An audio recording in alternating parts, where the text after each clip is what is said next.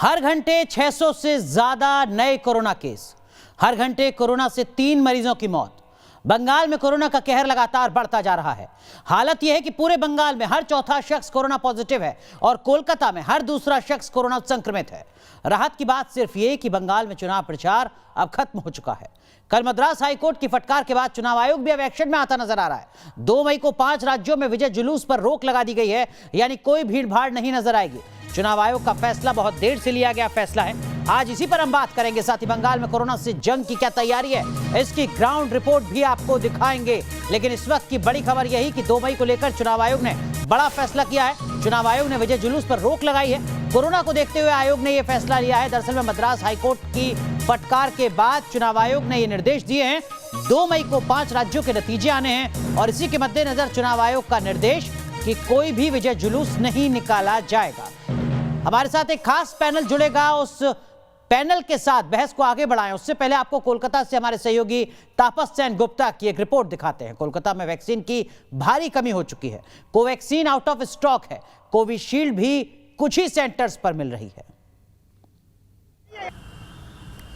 एक तरफ पश्चिम बंगाल में पॉजिटिविटी रेट, खासकर कोलकाता में पॉजिटिविटी रेट तकरीबन 50% हो चुका है। उसके बावजूद भी अगर आप देखें वैक्सीनेशन सेंटर्स की हालत, यहाँ पर लोग कतारों में खड़े हैं। जैसे इस समय हम AMRI हॉस्पिटल में मौजूद हैं। यहाँ पर कोविशील्ड जो वैक्सीन है वो दिया जा रहा है। 3 काउंटर्स यहाँ पर बनाया गया है, जो 3 काउंटर्स में कोविशील्ड के सेकेंड डोज भी यहाँ पर दिया जा रहा है। लेकिन यहाँ कोवैक्सीन अवेलेबल नहीं है और पूरे कोलकाता में ही जो वैक्सीन अवेलेबिलिटी है, चाहे वो कोविशील्ड हो या फिर कोवैक्सीन हो, बहुत अनसर्टन है, क्योंकि इस अस्पताल में कुछ दिन पहले तक कोविशील्ड भी नहीं था। हालांकि पश्चिम बंगाल सरकार का ये कहना है कि काफ़ी तादाद में वैक्सीन तो केंद्र सरकार ने भेजा है, उसे डिस्ट्रीब्यूट किया जा रहा है। बावजूद इसके कोलकाता के बड़े बड़े जो प्राइवेट हॉस्पिटल्स हैं वहाँ पर काफ़ी किल्लत देखी जा रही है। सरकारी अस्पताल की बात तो आप पूछिए नहीं, क्योंकि वहाँ कतारों में लोग खड़े हैं, किसी के पास कोई इन्फॉर्मेशन नहीं है। तो डॉक्टर्स का ये कहना है कि अगर इस महामारी को थोड़ा सा भी कंट्रोल करना है तो लोगों को वैक्सीनेट करना काफ़ी ज़रूरी है। 18 साल के ऊपर जिन लोगों को वैक्सीनेट होना है उन्हें कल से रजिस्ट्रेशन करना होगा, यानी 28 तारीख से 1 तारीख यानी 1 मई से उन्हें वैक्सीनेट किया जाएगा। लेकिन स्थिति अगर ऐसी बनी रही कि जहां जो सीनियर सिटीजन्स है 45 साल के ऊपर तक जो है, उन्हें अगर फर्स्ट डोज और सेकेंड डोज के बीच जो गैप होना चाहिए उससे ज़्यादा गैप बन जाता है और वैक्सीन अवेलेबल नहीं होता है, तो फिर 18 साल से लेकर आगे तक के जिन लोगों को नए सिरे से वैक्सीनेट किया जाएगा 1 मई से, उनका क्या होगा, क्या वैक्सीन अवेलेबल है, ये सबसे बड़ी चिंता की बात है। तापस सेन गुप्ता, न्यूज़ नेशन, कोलकाता। तो ये वो शहर है जहां पर पॉजिटिविटी रेट 50% है, यानी हर दूसरा व्यक्ति कोरोना का पॉजिटिव नजर आ रहा है और इसका बचाव एक बड़ा वैक्सीन है। और वैक्सीनेशन को लेकर जो संकट है वो आपने इस रिपोर्ट के जरिए समझा। लेकिन सवाल चुनाव आयोग की भूमिका और चुनाव आयोग के फैसले को लेकर है। खास पैनल हमारे साथ जुड़ चुका है। मोहम्मद आमीन साहब जुड़ चुके हैं, आप पूर्व ज्वाइंट डायरेक्टर रह चुके हैं। चुनाव आयोग के वरिष्ठ पत्रकार NK सिंह जी हमारे साथ जुड़ चुके हैं। हमारे साथ बप्पा चटर्जी साहब जुड़े हैं, आप भारतीय जनता पार्टी के नेता हैं। रवि ओझा साहब TMC के नेता भी हमारे साथ जुड़ चुके हैं और हमारे सहयोगी धीरेन्द्र पुंडीर भी कोलकाता से हमारे साथ जुड़ चुके हैं। लेकिन NK सिंह सर, चुनाव आयोग ने कहा कि देखिए 2 तारीख को कोई भी विजय जुलूस नहीं निकाला जाएगा कोरोना के मद्देनजर। चुनाव आयोग ने आखिरी बार यह कब कहा था कि विजय जुलूस निकाला जाए चुनाव के नतीजों के बाद? मतलब आज ऐसा क्या चमत्कारिक बात कही है चुनाव आयोग ने?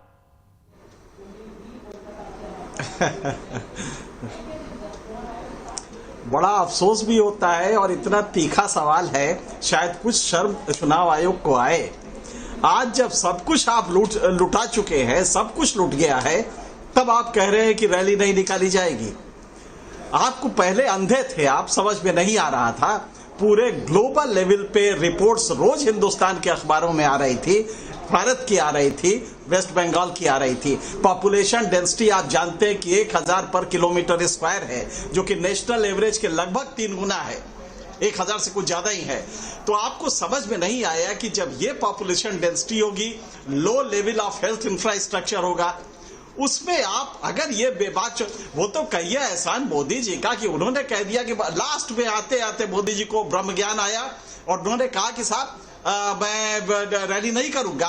उसके 1 घंटे बाद चुनाव आयोग को भी वही ब्रह्म ज्ञान आता है और वो कहता है साहब रैली वैली नहीं, और अब ये ऑर्डर देता है कि साहब उसके बाद विजय जुलूस न निकालिएगा। विजय जुलूस भी इस मौके पे क्या निकलना चाहिए, लेकिन आपको अब समझ में आ रहा है कि जो वो रैली निकल रही थी जिसमें देश का गृह मंत्री, प्रधानमंत्री और मुख्यमंत्री मुंह खोले घूम रहे थे और उनके लोग घूम रहे थे। एक ही ट्रक पे 50 और 60 आदमी खड़े थे और नीचे लोग हजारों की तादाद में थे, तब आपके समझ में नहीं आया। तो मुझे लगता है कि अब इलेक्शन कमीशन अपराध तो कर ही रहा है, मजाक भी कर रहा है, पब्लिक हेल्थ के साथ मजाक कर रहा है और आने वाले दिनों में शायद जो ये होने जा रहा है ये बेलगाम होगा और बहुत लोग मरने जा रहे हैं आने वाले दिनों में। हमारे साथ हमारे सहयोगी तपस्यन गुप्ता भी जुड़ चुके हैं, लेकिन मोहम्मद अमीन सर, हो सकता है मेरे शब्द आपको थोड़ा बुरे लगें, लेकिन क्या आपको लगता है कि चुनाव आयोग की जो इस पूरे चुनाव के दरमियान भूमिका है वो शर्मनाक है?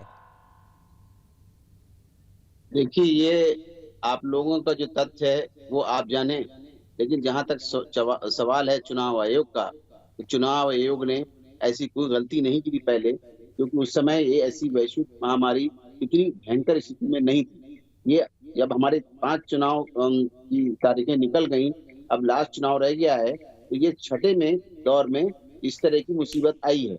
और अगर इस तरह की मुसीबत होती तो उस पर चुनाव आयोग विचार करता। अब देखिए, जहां तक सवाल है कि इसमें कोर्ट भी आगे आ गए, सभी लोग आ गए और इस तरह की स्थिति बनी है। इसके लिए देखिए, चुनाव आयोग के अपने अधिकार क्षेत्र हैं, उन्होंने कोई गलती नहीं की है चुनाव करा के। चुनाव आयोग ने जो किया है, चुनाव आयोग के अधिकार क्षेत्र हैं, तो अमीन साहब, क्या आपको लगता है कि चुनाव आयोग ने अपने उन ताकतों का, अपने उस अधिकार क्षेत्र का इस्तेमाल किया? क्या चुनाव आयोग वास्तव में जो आर्टिकल 324 है उसी के तहत काम करता नजर आया पश्चिम बंगाल के चुनाव में? क्या चुनाव आयोग जो रिप्रेजेंटेशन एक्ट की धारा 57 है, जिसमें यह कहा जाता है कि अगर आपदा है, अगर इमरजेंसी है, तो चुनाव को टाला तक जा सकता है, क्या चुनाव आयोग अपने उन्हीं अधिकारों का इस्तेमाल करता नजर आया इस चुनाव में? क्या चुनाव आयोग का कोई विवेक नहीं था कि वो समझे कि किस तरीके की रिपोर्ट्स आ रही हैं एक्सपर्ट्स की? देखिए, जिस वक्त ये बात आई थी तो बिहार में चुनाव हुए और आसानी से चुनाव हुए, कोई ऐसी प्रॉब्लम नहीं आई। और यहाँ भी सारी स्टेट में चुनाव हो चुके थे। बंगाल के लास्ट फेज में 6, 7 और 8 फेज के अंदर ये समस्या आई है।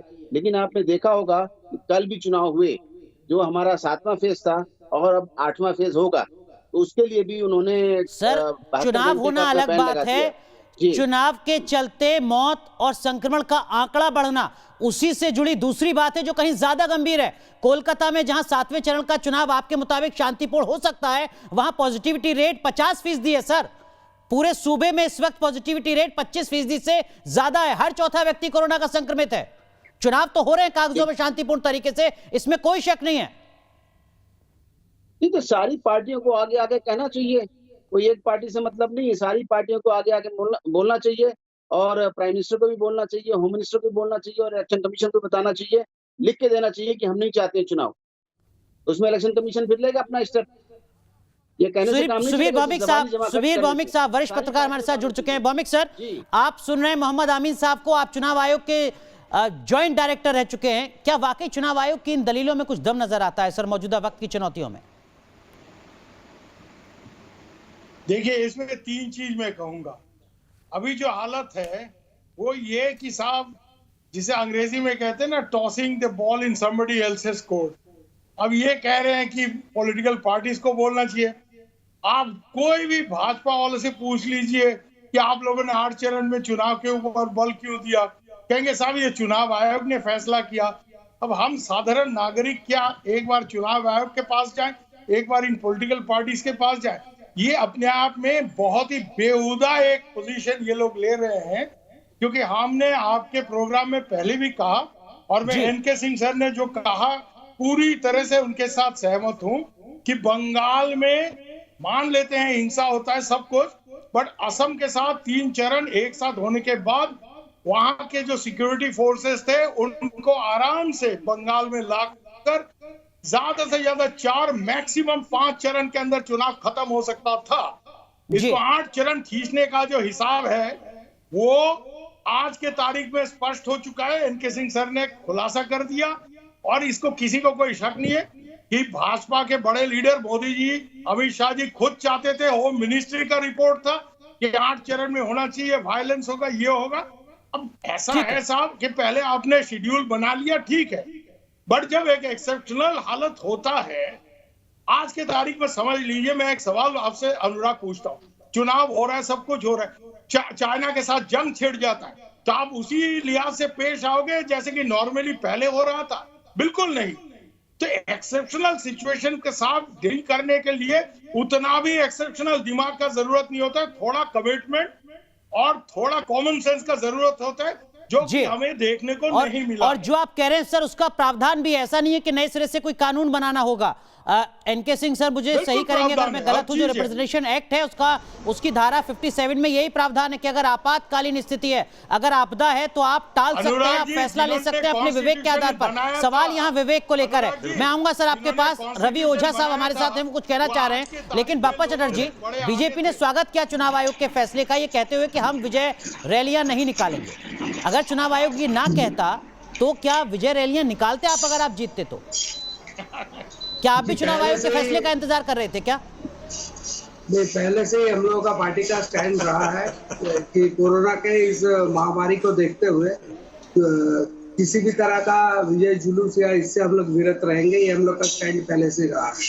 आज चुनाव आयोग ने इसका घोषणा किया है, हम लोग तहे दिल से इसका स्वागत करते हैं, लेकिन ये जो कोरोना का परिस्थिति के लेके बातचीत कर रहे हैं, ये पूरा विषय जो बातचीत कर रहे हैं, ये ग्राउंड। तो आप कह रहे हैं कि चुनाव आयोग की इस बात का कोई मतलब नहीं है, आप पहले ही फैसला ले चुके थे कि आप अगर जीतते हैं तो आप कोई विजय रैली नहीं निकालेंगे।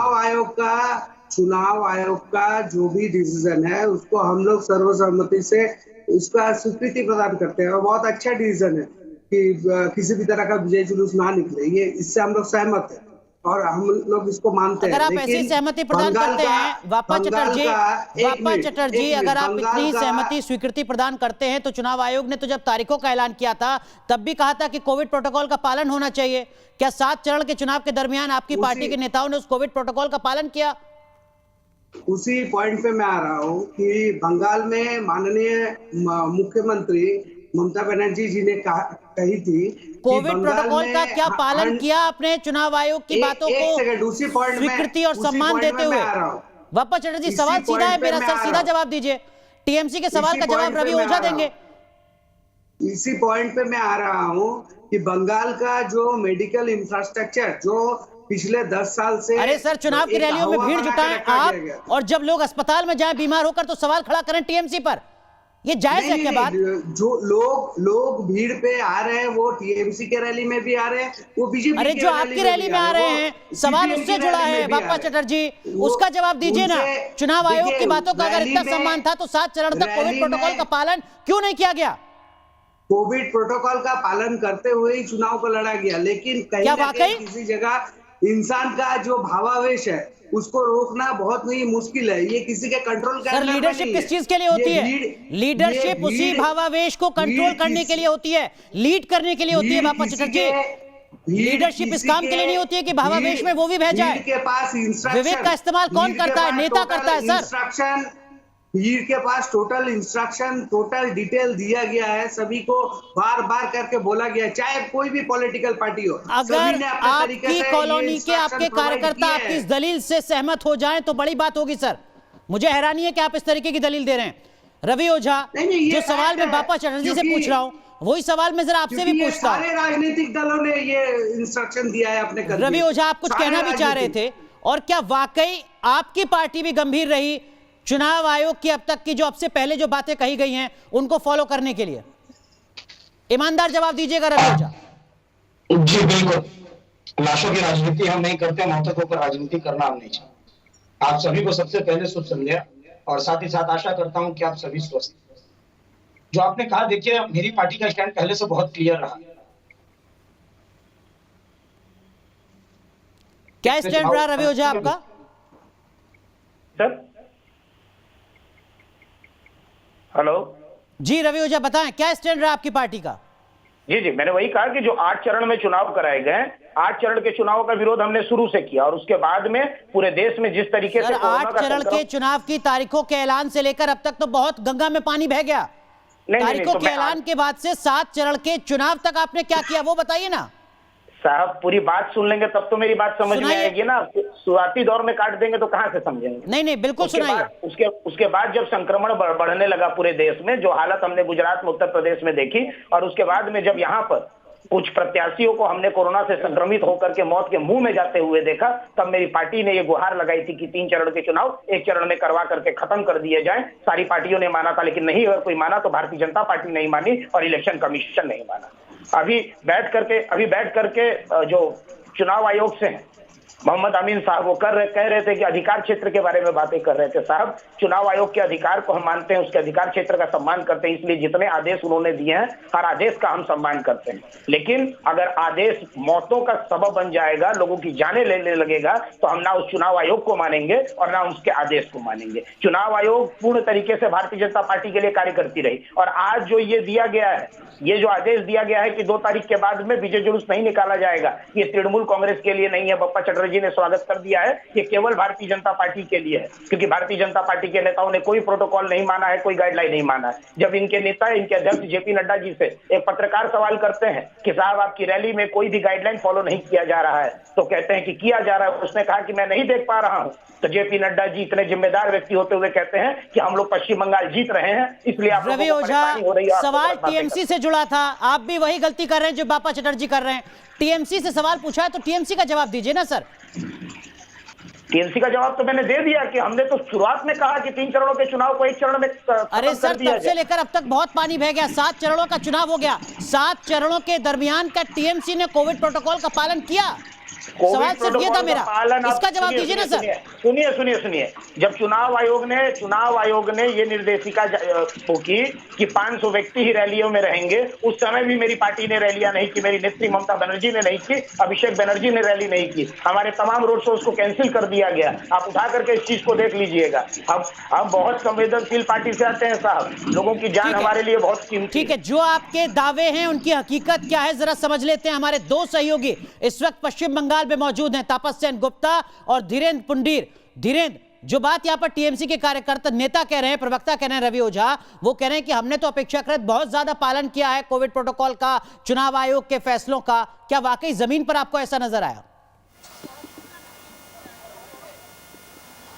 देखिए, एक चीज़ साफ तौर पर देखनी चाहिए कि क्या टीएमसी के पास और बीजेपी के पास यहाँ इस समय चुनाव हो रहा है, चुनाव के वक्त दोनों पार्टियों का से बराबर हो सकता है, लेकिन किस पार्टी पे बंगाल की जिम्मेदारी ज़्यादा है ये भी देखी जा सकती थी, और किसको ज़्यादा बेहतर तरीके से इस चुनाव को अपने लोगों को बचाने के लिए लड़ना चाहिए था। अगर मैं इसको देखता हूँ तो मैंने तमाम रैलियाँ कवर की हैं, शुरुआत के रोड शो से शुरू किया है। ममता बनर्जी जब यहाँ एस्प्लेनेड रोड तक मार्च किया था, उससे लेकर तमाम रैलियों में, तो मुझे कहीं ये नहीं दिखा कि वहाँ इस बात का पालन किया जा रहा हो या वहाँ मास्क लगाए जा रहे हो। कोई भी एक भी बार मंच से ये सुनने के लिए शायद हम तरस गए। हम लोग बात क्या करते थे कि क्या एक बार ये कहेंगे कि दूरी बनाए रखें, क्या दूरी बनाई जा सकती है, नहीं बनाई जा सकती, तो क्या उसको कंट्रोल किया जा सकता है। और इसके साथ साथ आपको ये भी देखना होगा अनुराग कि पिछले जो पहली वेव थी उसको कैसे कंट्रोल किया गया था। यहाँ तमाम चीज़ों को देखने के बाद ही आप ये बात मान सकते हैं कि पार्टी किस तरह से, ये तमाम पार्टियां फैसले कर रही हैं, क्योंकि जिस तरह से हम लोग बीजेपी की पूरी रैलियों में, रोड शो में और उसमें देख रहे थे कि किसी किस्म का, यहाँ तक कि जब बातचीत कर रहे थे तो उनके चेहरे पर आपको किसी के मास्क नहीं दिख रहा था।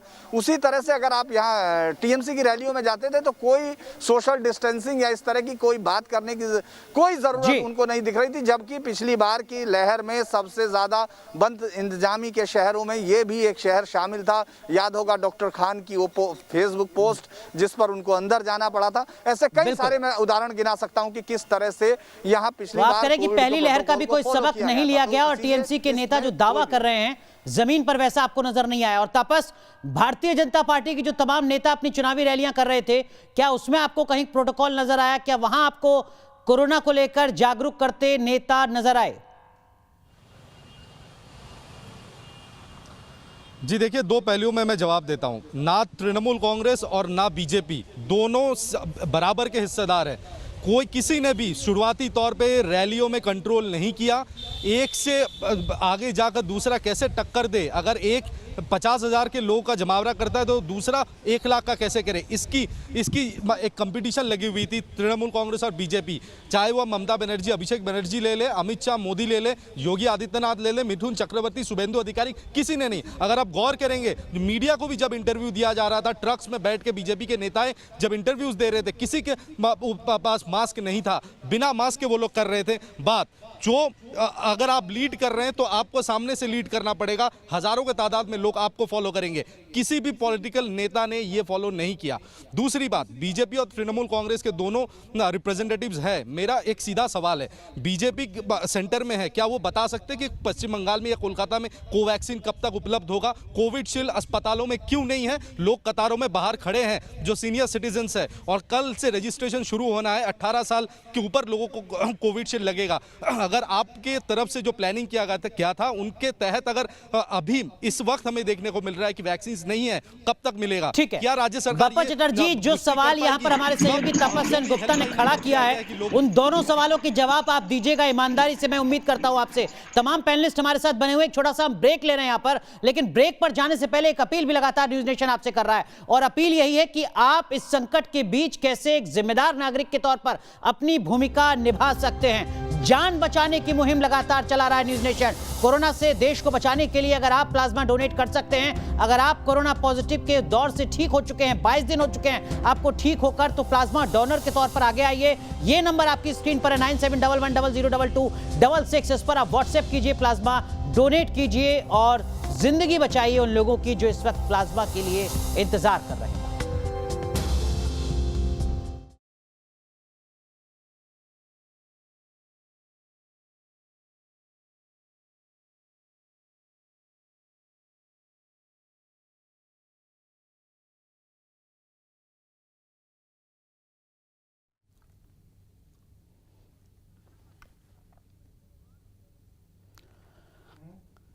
अब एक जरूरी खबर, इस मुश्किल हालात में जब एक एक सांस के लिए लोग जूझ रहे हैं, कई कोरोना मरीजों को प्लाज्मा थेरेपी का सकारात्मक असर दिखा है।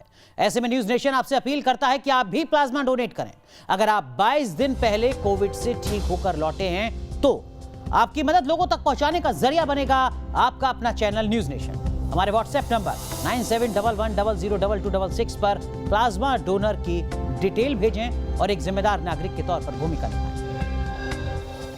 तो बैटल ऑफ बंगाल में आज बात चुनाव आयोग के उस फैसले की जिसमें कहा गया है कि 2 मई को जब चुनाव के नतीजे आएंगे तब कोई भी पॉलिटिकल पार्टी अपनी जीत का जश्न नहीं मनाएगी, कोई विजय रैली नहीं निकाली जाएगी। सवाल ये कि क्या देर आए दुरुस्त आए या बहुत देर कर दी सरकार आते आते, क्योंकि पश्चिम बंगाल में कोरोना का कहर लगातार बढ़ता जा रहा है। इसी मुद्दे पर बात करने के लिए हमारे साथ एक खास पैनल जुड़ा हुआ है। मोहम्मद आमीन साहब हैं, पूर्व ज्वाइंट डायरेक्टर रह चुके हैं चुनाव आयोग के। एनके सिंह जी हैं, वरिष्ठ पत्रकार सुबीर भौमिक साहब हैं हमारे साथ। बीजेपी के नेता बप्पा चटर्जी हैं। टीएमसी के नेता रवि ओझा साहब हैं। हमारे 2 सहयोगी धीरेन्द्र पुंडीर और तापस सेन गुप्ता हमारे साथ जुड़े हुए हैं कोलकाता से। अब जो सवाल यहां पर अमीन साहब आपने सुना सुबीर भौमिक जी उठा रहे थे कुछ देर पहले, वो ये कि आप पॉलिटिकल पार्टी पर पल्ला झाड़ रहे हैं अपना। पॉलिटिकल पार्टी कह रही है कि देखिए साहब, जो चुनाव आयोग कर रहा था हम तो सिर्फ उसी को फॉलो कर रहे थे। विवेक का इस्तेमाल कोई कर रहा था क्या? विजडम का इस्तेमाल कोई कर रहा था? जब चुनाव आयोग जिलों के स्तर पर, विधानसभा के स्तर पर देख रहा था नेताओं को कोविड गाइडलाइंस का उल्लंघन करते हुए, कितने एसडीएम कितने डीएम को सस्पेंड किया गया, उनका तबादला किया गया, एफआईआर दर्ज की गई। देखिए, सवाल इस बात का, जब चुनाव होते हैं तो उन चुनाव की तैयारियों से पहले सारी पार्टियों के नेताओं को बुलाया जाता है। अभी मैं सुन रहा था टीएमसी वालों को भी और बीजेपी वालों को भी, आपने देखा होगा सारी पार्टी के नेताओं को बुलाया जाता है, उनसे पूरी सहमति ली जाती है और उनको बताया जाता है कि चुनाव आयोग के क्या कंडक्ट होंगे और रूल्स होंगे, उसको आपको फॉलो करना है। अगर नहीं फॉलो किया तो उसके लिए हमारे क्षेत्र के जो ऑब्जर्वर्स हैं एक्शन लेगा इलेक्शन कमीशन, नंबर 1। नंबर 2, आप ये देखिए कि अभी सभी लोग क्रिटिसाइज कर रहे थे कि बंगाल के अंदर 8 फेज में इलेक्शन किया गया।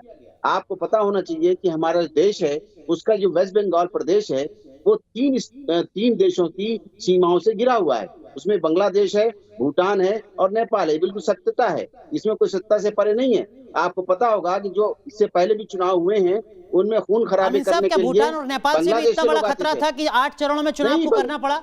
वो नेपाल जहां पर कहां सीमाएं बदल जाती हैं बिहार और नेपाल के बीच पता नहीं चलता। और सारी एजेंसियों से, मेरी बात तो सुनिए, मेरी बात, सारी एजेंसियों से बात की जाती है, वहां के लोकल नेताओं से भी बात की जाती है और केंद्र के इनकी पार्टी के नेताओं से भी बात की जाती है। ऐसा नहीं है कि आप पे आरोप लगा रहे हैं किसी के फेक पार्टी के साथ में, और ये हमेशा हुआ है इलेक्शन कमीशन के साथ में। ये हर दूसरी पार्टी ने जो पावर में नहीं थी उसने उसके ऊपर आक्षेप लगाए हैं, चाहे वो पहले बैलेट की पेपर की बात हो, चाहे ईवीएम की हो या वीवीपैट की हो। और आज जब ये बात आई है, देखिए ये देखा गया है ये अभी तक तो जो हो गया सो हो गया। अब कोर्ट से भी ऑब्जेक्शन किया और चुनाव एक सख्त हुआ। नहीं, मेरा जो बुनियादी सवाल था सर आपसे वो ये कि क्या किसी ऑब्जर्वर, क्या किसी जिलाधिकारी, क्या किसी एसडीएम को सस्पेंड किया गया, उसके खिलाफ एफआईआर की गई, किसी के खिलाफ कोई एक्शन लिया गया? क्या चुनाव आयोग आंखों पर पट्टी बांधकर नहीं रहा पिछले 7 चरण के चुनाव में? हम सुनिए, स्टेट इलेक्शन कमीशन जो हमारा चीफ इलेक्टोरल ऑफिसर है, उसकी रिपोर्ट पे सारी कार्रवाई थी और उसकी जो कार्रवाई है वो हमारे लोकल ऑब्जर्वर्स जो बाहर से गए हुए हैं या वहाँ के अधिकारी हैं, जो रिपोर्ट देते हैं उन रिपोर्ट्स पे एक्शन लेता है इलेक्शन कमीशन और उसका संज्ञान लेता है। उसमें नोटिस जारी, आपने देखा होगा इससे पहले भी सारे नेताओं को नोटिस जारी किए गए। नंबर 1। नंबर 2, जहां तक आपने बात कहा है कि अभी जो कल आदेश जारी किए गए हैं, लेकिन इसलिए चुनाव आयोग ने स्पेशली जारी किया है कि अभी चुनाव के जो परिणाम आने हैं उसके लिए सख्ती इसलिए बरती गई कि ये रूल पहले से है, कोई आज नया रूल नहीं किया इलेक्शन कमीशन ने। सर ये नियम इसलिए जारी किया है क्योंकि मद्रास की अदालत ने कहा है कि हत्या का मुकदमा दर्ज होना चाहिए। हालात की भयावहता को समझिए सर। चुनाव आयोग ने अभी भी अपने विजडम का इस्तेमाल नहीं किया है। चुनाव आयोग ने अदालत की फटकार के बाद डरते हुए ये बात कही है। कल सुना है आपकी बात को, न्यायालय की बात को भी सम्मान करते हैं आप और इलेक्शन कमीशन की समीक्षा करता है। नंबर 1, उनका एक ऑब्जर्वेशन था कि कैसे होंगे इलेक्शन के काउंटिंग, और जहां तक सवाल है उससे आगे बढ़ के हमारे इलेक्शन कमीशन ने नोटिस जारी किया। सुनिए, ये चुनाव जीतने के बाद बड़ी बड़ी रैलियां करते हैं, उन रैली को रोकने के लिए कि उससे स्प्रेड होगा, उसको अभी से प्रिकॉशन लेके कर दिया गया है। सर वो हर चुनाव के बाद चुनाव आयोग कहता है कि कोई रैली ना निकाली जाए, कोई किसी तरीके से प्रदर्शन ना किया जाए शक्ति का। ठीक है सर, ठीक है। एनके सिंह सर, जो बात यहाँ पर मोहम्मद आमीन साहब कह रहे हैं उससे ऐसा लगता है कि चुनाव आयोग सबसे बेहतर तरीके से स्वतंत्रता के साथ, विवेक के साथ अपना काम करता रहा है। सिर्फ केजे राव या टीएन शेषन का नाम लेना बेमानी होगी।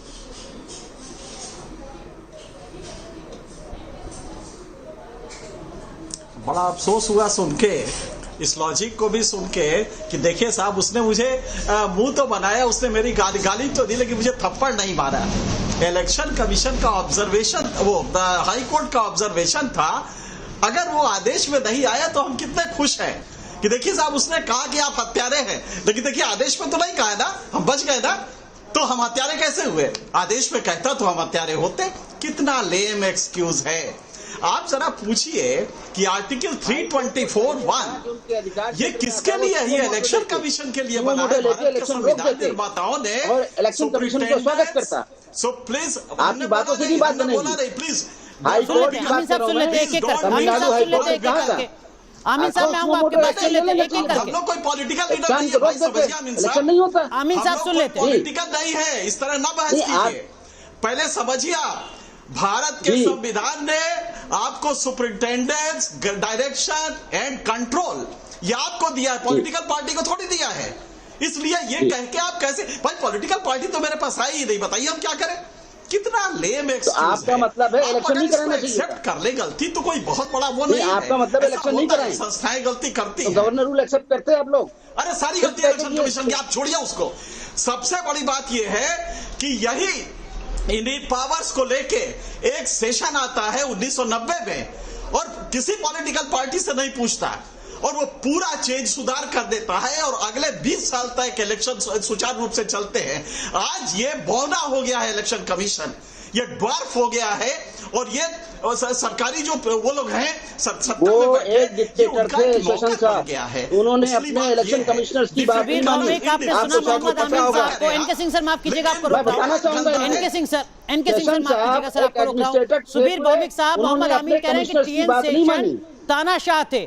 टीएन शेषन जिनको याद किया जाता है एक बेहतर चुनाव कंडक्ट कराने के लिए, मोहम्मद आमीन साहब अपने अनुभव के आधार पर उनको डिक्टेटर मानते हैं। केजे राव का भी जिक्र नहीं होना चाहिए फिर तो बिहार के चुनाव के लिए। सुबीर भौमिक साहब, टीएन शेषन के साथ आज के तारीख में जो शख्स इलेक्शन कमीशन में बैठे हैं उनका तुलना ही नहीं करना चाहिए। वो तानाशाही थे, जिसका कान उन्होंने पकड़ कर कहां तक खींच लिया, वो सब उस जमाने में हम बीबीसी के कॉरेस्पॉन्डेंट थे और बंगाल में भी चुनाव हुआ, हम देखते रहे हैं।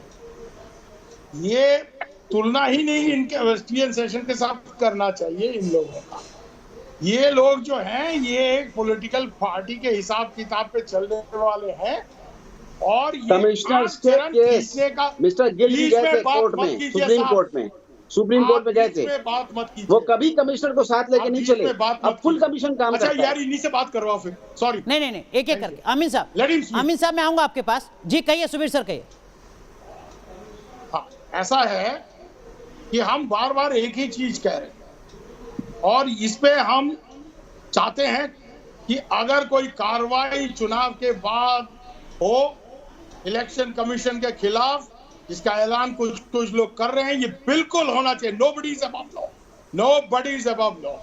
इसमें ये जरूर होना चाहिए कि 3 के जगह 4 चरण, क्योंकि हम जो सीधा सिक्योरिटी का लॉजिक दे रहे हैं जी, आप असम से जो एक्स्ट्रा फोर्स है उसको निकाल के बिल्कुल 4 से वो आप लगातार बताते रहे सर, आवाज उठाते रहे कि देखिए संभव था कि कम चरण में चुनाव हो। सुबीर सर, आप लगातार ये सजेशन देते रहे। भूटान खतरा है, ये सिक्योरिटी का मुद्दा अमीन साहब से हम ज्यादा जानते हैं। ओके, बिल्कुल, फौज में भी रहा। ये नेपाल भूटान का खतरा, ये सब बांग्लादेश, उससे ज्यादा यहाँ गड़बड़ होता है चुनाव में। एक चीज याद रखिए। लेकिन धीरेन्द्र पुंडीर, आप एक लंबे वक्त से पश्चिम बंगाल में हैं। सुबीर सर, माफ कीजिएगा, आपको रोक रहा हूँ, बाकी पैनलिस्ट को भी जरा शामिल करना है। धीरेन्द्र पुंडीर, क्या वाकई चुनाव आयोग आपको कहीं ऐसे एक्टिव मोड में नजर आया जहां पर उसने आचार संहिता का पालन न करने पर अपने अधिकारियों पर भी नकेल कसी हो, जवाबदेही तय की हो? क्या वाकई ऐसा कुछ होता नजर आया आपको? देखिए, इस तरह से तो नहीं दिखाई दिया चुनाव आयोग की। जो हम लोग, अगर मैं पूरी उसके चुनाव के दिन की प्रक्रिया को भी गौर करूं तो उन्होंने ये ज़रूर किया कि हर जगह आपको सैनिटाइज किया, वो मास्क मिला और ग्लव्स मिले, लेकिन सोशल डिस्टेंसिंग करने में वो वहाँ भी विफल रहा। और इसके साथ साथ उन रैलियों को जो ऑब्जर्वर के, अगर ये चाहते, मुझे लगता है कि चुनाव आयोग अगर चाहता तो उसके पास कार्रवाई करने के बहुत सारे तरीके मौजूद थे। कानून से अलग उन्होंने जो जिस तरह की रिकॉर्डिंग हो रही थी, लगातार हर एक रैली की रिकॉर्डिंग होती है, हर एक रोड शो की रिकॉर्डिंग होती है, यहाँ तक कि हम लोग जो उनकी जो सभाएं देख रहे थे, नुक्कड़ छोटी छोटी सभा, वहाँ पर भी चुनाव आयोग की तरफ से वीडियो रिकॉर्डिंग होती है। वहाँ एक आदमी शख्स होता है। मुझे लगता है कि उन फुटेज को देखा जाना चाहिए था और ये समझने की कोशिश करनी चाहिए थी।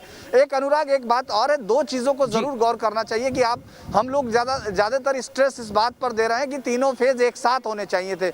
मुझे लगता है कि इस बात को बंगाल के अंदर बैठकर शायद इतने आसानी से आप नहीं कह सकते कि तीनों फेज एक साथ होने चाहिए थे। वो यकीनन यहाँ आकर आपको पता चलेगा। और जो शीतलकुची की घटना थी, उसने बाकी के फेज में चुनाव में हिंसा नहीं होने दी, इस बात को मानना पड़ेगा। और रही बात यह कि वो सिर्फ रैली और उस पर ज्यादा ये माना जाना चाहिए कि उसने किया, लेकिन मुझे लगता है कि 3 फेज का चुनाव इतने दिन तक, हालांकि सुबीर सर उससे बहुत सीनियर है और वो यहाँ तमाम जगह पर काम कर चुके हैं। आप ग्राउंड जीरो पर जो महसूस कर रहे हैं उसके आधार पर अपना अनुभव साझा कर रहे हैं, लेकिन तपस, क्या आपको कहीं पूरे पश्चिम बंगाल में चुनाव आयोग एक्शन मोड में, इतने एक्शन मोड में नजर आया कि कहीं भी अगर कोविड गाइडलाइंस का उल्लंघन हुआ तो सख्त एक्शन लिया गया? जी नहीं, कदे नहीं, क्योंकि जी जैसा धीरेन्द्र ने कहा कि जो बेसिक प्रोटोकॉल्स हैं चुनाव के लाइन पे जब आप खड़े होते हो, सोशल डिस्टेंसिंग मेंटेन करना, उसके साथ सैनिटाइजर्स, ग्लव्स प्रोवाइड करना, ये सारी चीज़ें हुई थी। और अगर आप पुख्ता सिक्योरिटी की बात करते हैं तो आपका पुख्ता इतना सिक्योरिटी था, पहले 4 चरणों में हिंसा हमें लगातार देखने को मिला। जब ममता बनर्जी जाकर एक बूथ में बैठी रही नंदीग्राम में, तब चारों ओर से बूथ को आप देख सकते थे किस तरह से लोगों का जमावड़ा था। टीएमसी सपोर्टर्स वहां पहुंचे थे, हज़ारों के तादाद में वहां थे, तो वहां प्रोटोकॉल कहीं मेंटेन नहीं हुआ। लेकिन ये वाजिब सवाल है कि अगर कोविड प्रोटोकॉल्स मेंटेन नहीं हुआ तो किसी ना किसी को जिम्मेदारी लेना पड़ेगा। तो वो अगर डीएम होंगे, अभी तक किसी की जवाबदेही तय होती नजर नहीं आई आपको? उनके खिलाफ कोई कार्रवाई की गई है? अभी तक किसी की अकाउंटेबिलिटी फिक्स नहीं हुई है? अभी तक नहीं आई है, अभी तक नहीं आई। बप्पा चटर्जी, 2 सवाल। पहला सवाल तो जो तापस ने पूछा था पहले सेगमेंट में ब्रेक पर जाने से पहले, कि क्या आप एश्योर कर रहे हैं कि वैक्सीन पश्चिम बंगाल में मिलेगी? जो हालात बिगड़े हैं पश्चिम बंगाल में, जिसके लिए कुछ हद तक जिम्मेदार आप भी हैं, क्या वहां वैक्सीन पहुंचाने के लिए आपकी पार्टी, आपकी सरकार गंभीर है?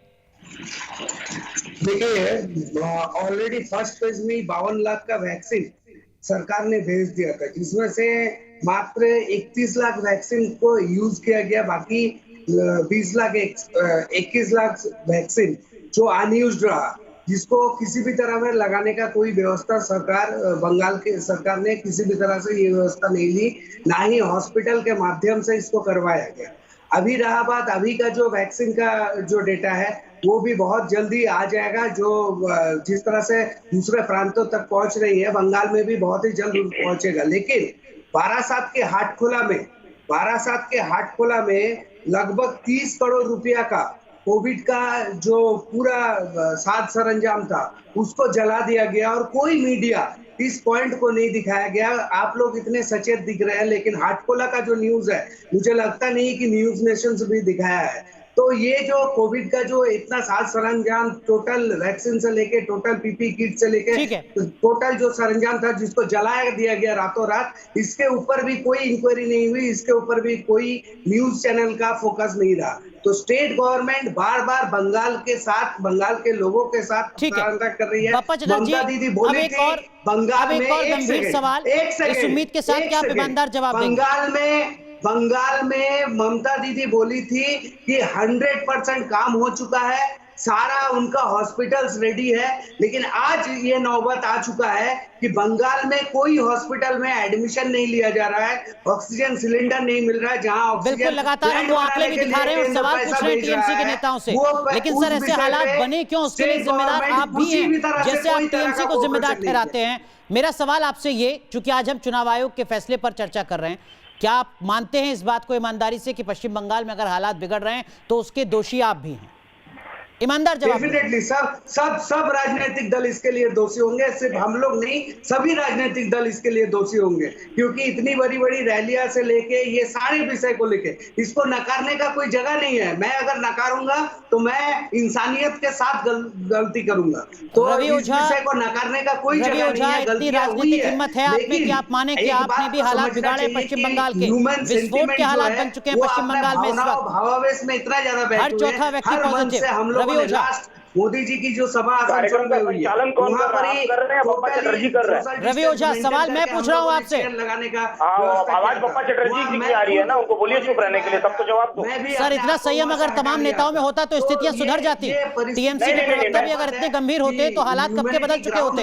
पप्पा चटर्जी सुन लेते हैं जरा। रवि ओझा, सवाल मेरा आपसे, जब तक सजाग नहीं, पप्पा चटर्जी सुन लेते हैं एक बार, पप्पा चटर्जी सुन लेते हैं एक बार। रवि ओझा, देखिए बहुत शालीनता से मैंने सबको सुना है, बीच में हस्तक्षेप नहीं किया। आशा करता हूं कि मेरी बातों को भी शालीनता पूर्वक सुना जाए। जो सवाल मैंने किया है उसका जवाब आप पहले दे दीजिए, फिर अपनी बात कहिएगा। जिस तरीके से पप्पा चटर्जी स्वीकार रहे हैं कि आपके अंदर इतना राजनीतिक हिम्मत है कि आप कहें कि हम जिम्मेदार हैं पश्चिम बंगाल के बिगड़ते हालात के लिए। सुनिए, जिम्मेदारी दिखाते हुए हमने तो पहले ही कह दिया था कि 3 चरणों के चुनाव को 1 चरण में करवा दिया जाए। रवि ओझा, क्यों सुने आपकी उस बात को जो आप 20 मिनट पहले कह चुके हैं? जो सवाल आप पूछ रहे हैं उसका जवाब दीजिए ना सर। साहब, आप बीजेपी के प्रवक्ता कह रहे हैं कि अगर पश्चिम बंगाल में कोरोना का विस्फोट हो रहा है तो पॉलिटिकल पार्टी जिम्मेदार हैं, इंक्लूडिंग बीजेपी। क्या आप ये कह सकते हैं कि टीएमसी भी जिम्मेदार है? इस विस्फोट के लिए यदि कोई जिम्मेदार है तो इलेक्शन कमीशन है, जो इंटरटेनमेंट कमीशन बन करके रह गया है, जो एक राजनीतिक दल के इशारे पर कार्य कर रहा है। अगर उसने निर्देशिका पहले ही दे दी होती तो सारे चीजें मान ली जाती हर राजनीतिक दल के द्वारा। 10 साल से आप पावर में हैं, वो इलेक्शन कमीशन नहीं आपको पावर दी थी, जिताया था इलेक्शन। समझ लेना पड़ेगा, मैंने पहले भी कहा है कि शालीनता से सुन लिया जाए मेरी बात को, मैंने किसी के बीच में नहीं। 10 साल से आप पावर में तब क्या था, इलेक्शन कमीशन नहीं वोट कराए थे। सुन लीजिए 1 मिनट, आज आप बैठे सत्ता में, अब बेकार की बातें करते हैं। मोहम्मद अमीन साहब सुन लीजिए ना, इलेक्शन कमीशन जो एंटरटेनमेंट हो गया, क्यों परेशानी गलत हो बात रही है है आपकी, आप भी इंटॉलरेंट गलत है। आरोप मत लगाइए, इस समय आरोप प्रत्यारोप का नहीं है, मिलकर लड़ाई लड़नी है महामारी से। आरोप प्रत्यारोप का टाइम नहीं है, सब लोग मिलकर लड़िए इस महामारी से, ईश्वर से डरिए। झूठ देखिए, मैं आप तीनों पैनलिस्ट साथ ही साथ जवाबदेही भी तय करनी है ताकि कम से कम आगे इस तरीके के हालात ना बिगड़े। एनके सिंह सर, आपने सुना टीएमसी के प्रवक्ता को, वो कह रहे हैं कि सिर्फ और सिर्फ चुनाव आयोग जिम्मेदार। क्या वाकई सर इस दलील में भी दम है? क्या सिर्फ चुनाव आयोग जिम्मेदार है? नेताओं का, पॉलिटिकल पार्टीज का कोई विजडम नहीं, कोई विवेक नहीं? बोलने का मौका दीजिए। आप ईमानदारी से अपनी बात तो कहिए रवि ओझा, हिम्मत तो जुटाइए पहले, कहिए फिर सर। ये सुनिए, जैसे बोलने के लिए हिम्मत चाहिए होती है, सुनने के लिए भी हिम्मत चाहिए होता है। सर मैं तो लगातार पिछले 40 मिनट से सुन रहा हूँ आपको, आप कहिए तो। और अभी वो बोल रहे सेंट्रल फोर्स को स्कूल से भगाना होगा। बप्पा चटर्जी 1 मिनट, बप्पा चटर्जी 1 मिनट, आप अपनी बात कह चुके हैं। बप्पा चटर्जी 1 मिनट, रवि ओझा सुनिए, मैं सुन रहा हूँ आपको, हिम्मत से बताइए। एकदम मैं देखिए, मैं पुनः उसी बात को दोहरा रहा हूं कि हम लोगों ने आग्रह किया था कि समय की गंभीरता को देखते हुए, सुन लीजिएगा साहब, उसके बाद किसी निष्कर्ष पर पहुंचिएगा। हमने पहले ही कहा था कि समय की गंभीरता को, नाजुकता को देखते हुए देख लीजिए, अवस्था देखिए, इतने इंटॉलरेंट क्यों है। 5:06 पर भी आप वही बात कह रहे थे, 5:46 पर भी आप वही बात दोहरा रहे हैं। क्या मतलब सर इस बात का? दिया बाहर, उसके बाद बैठ करके दलीलें दे रहे टीवी पर। पूरे बंगाल में बेड नहीं मिल रहा है, ऑक्सीजन जो पूछा वो बताइए। नहीं है। चलिए आप नहीं बताएंगे, मैं समझ सकता हूँ, ठीक है, मैं इज्जत करता हूँ। एनके सिंह सर, क्या सिर्फ चुनाव आयोग को कटघरे में खड़ा करना सही होगा?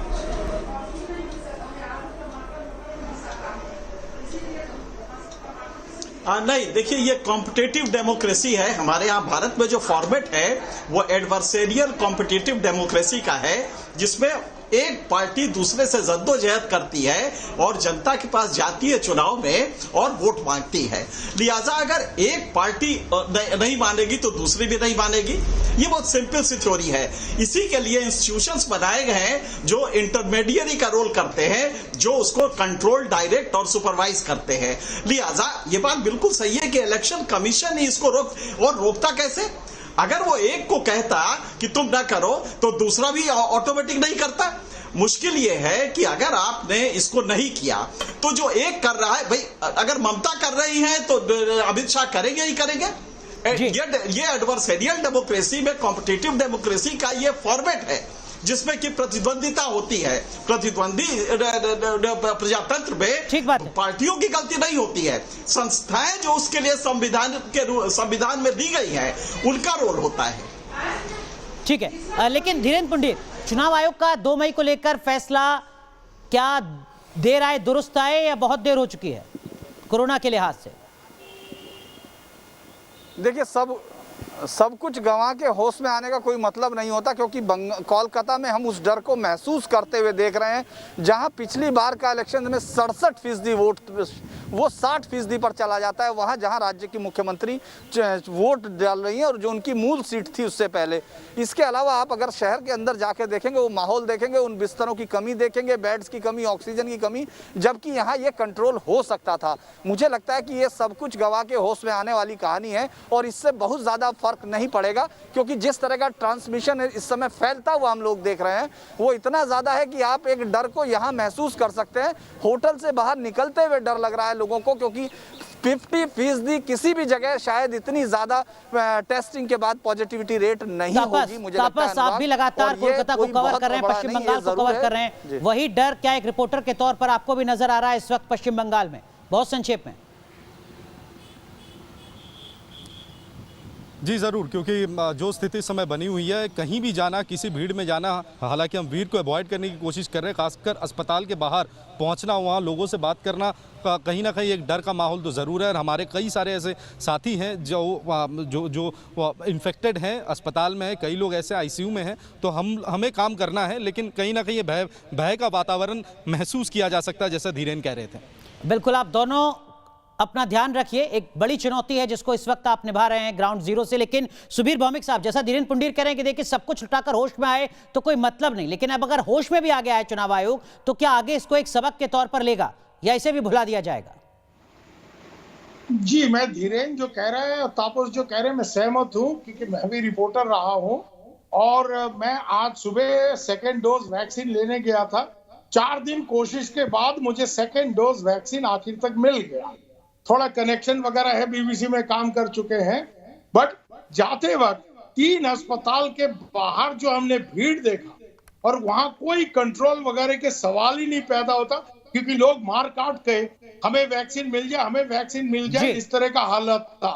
तो यहाँ कैसे सोशल डिस्टेंसिंग, ये सब क्लीशे है, ये सब लेक्चर देने के लिए अच्छा चीज है, बट ऑन ग्राउंड धीरेन्द्र बिल्कुल सही कह रहे हैं, डरावने वाली हालत है। And I wish them all the best, both Tapas and Dhiren. But the point is, यहाँ पर कहने वाली बात ये है कि better late than never। अब होश अगर आए, 8 चरण चुनाव करने के बाद 50% संक्रमण रेट होने के बाद अगर किसी को होश नहीं आता, फिर तो गंगा में उठा के फेंकना चाहिए। कम से कम होश। उसी तरफ इशारा कुछ मद्रास की अदालत ने भी किया है कि हत्या का मुकदमा क्यों ना दर्ज किया जाए। सवाल चुनाव आयोग की क्रेडिबिलिटी को लेकर भी उठ रहा है और राजनीतिक दलों के विवेक को लेकर भी। बहुत बहुत शुक्रिया आप सभी का जुड़ने के लिए आज बंगाल के इस जरूरी मुद्दे पर बात करने के लिए। लेकिन अब एक जरूरी खबर, इस मुश्किल हालात में जब एक एक सांस के लिए लोग जूझ रहे हैं, कई कोरोना मरीजों पर प्लाज्मा थेरेपी का सकारात्मक असर दिखा है। ऐसे में न्यूज नेशन आपसे अपील करता है कि आप भी प्लाज्मा डोनेट करें। अगर आप 22 दिन पहले कोविड से ठीक होकर लौटे हैं। आपकी मदद लोगों तक पहुंचाने का जरिया बनेगा आपका अपना चैनल न्यूज नेशन। हमारे व्हाट्सएप नंबर 9711002266 पर प्लाज्मा डोनर डिटेल भेजें और एक जिम्मेदार नागरिक की भूमिका निभाएं।